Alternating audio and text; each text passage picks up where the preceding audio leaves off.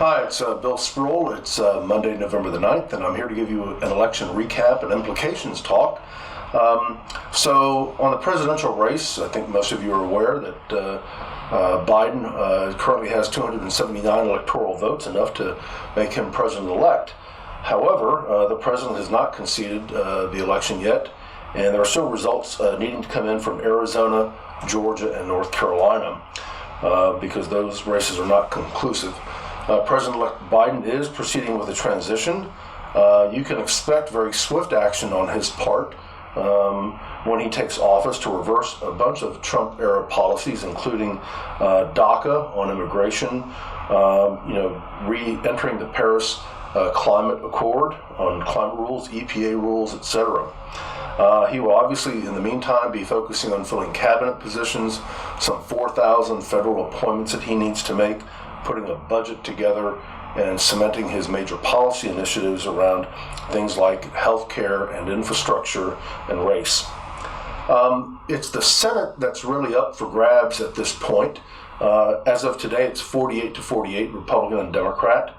There are two seats in Georgia that have to go for a runoff because no candidate got them more than 50% of the vote. And those runoff races will occur on January the 5th. Alaska and North Carolina Senate seats are also too close to call the Republicans' lead.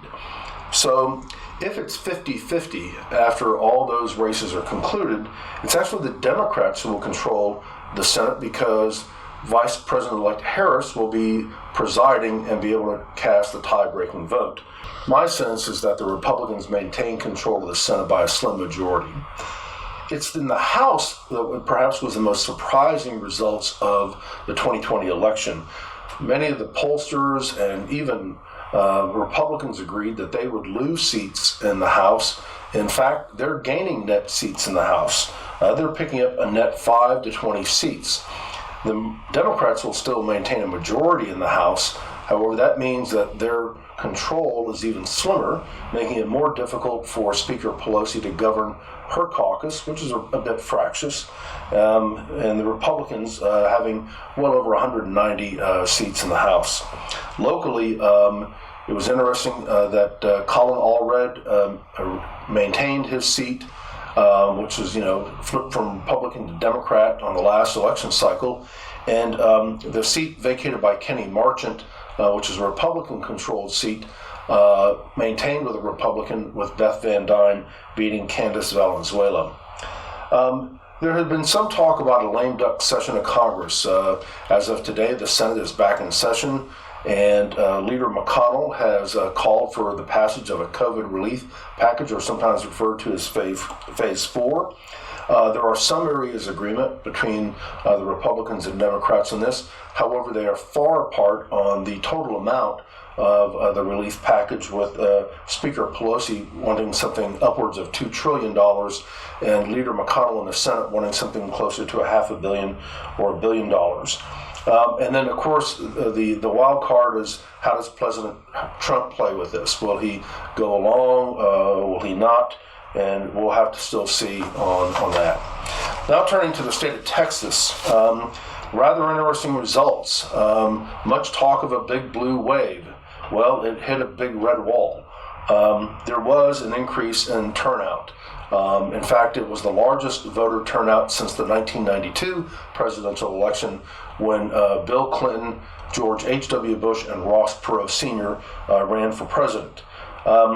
However, President Trump easily won Texas with over 600,000 more votes than Vice President Biden, and Senator Cornyn retained his Senate seat over his challenger M.J. Hager with over 1.1 million more votes than her. That is a remarkable difference in numbers. It shows that it's going to be very difficult for the Democrats to pick up a statewide office seat, and they outspent Republicans handily in terms of television advertising and direct mail in the Texas election. And I'll get to how much was spent on Texas House of Representative races in just a moment. As you may know, Governor Abbott did not have to run for re-election. He still has 2 more years in his current term as governor. The Texas Senate remains Republican. And as of now, the Texas House is remaining Republican with the same ratio of a majority as they had before the election. And this, again, is despite the massive ad spending that the Democrats and a lot of their affiliates did. Michael Bloomberg bringing tens of $millions into Texas on advertising, Democratic-controlled national PACs. And so why did the Democrats focus so much on taking the Texas House? Well, it's because redistricting, and that is coming up next year. And if you control redistricting, you control the map for the next 10 years. And so as of now, the Republicans control the governor's office, the Senate, and the House, and they will therefore control redistricting.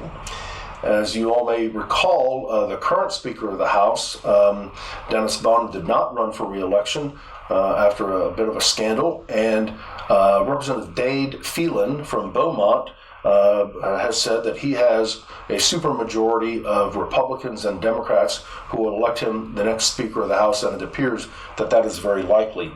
And locally, many of House Republicans who were targeted by these Democratic PACs won re-election, however, by margins of less than 3%.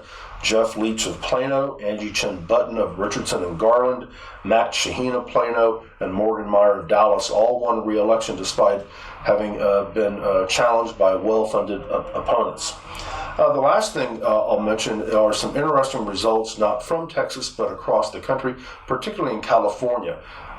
California had several interesting ballot propositions, one of which was backed by a lot of the rideshare companies like Uber and Lyft, that would not have made their drivers full-time employees but kept them as contractors. That actually passed in California. However, another ballot proposition to create a state-level agency to enforce data privacy standards did pass in California. So whether or not those are bellwethers for us or Texas, I don't know.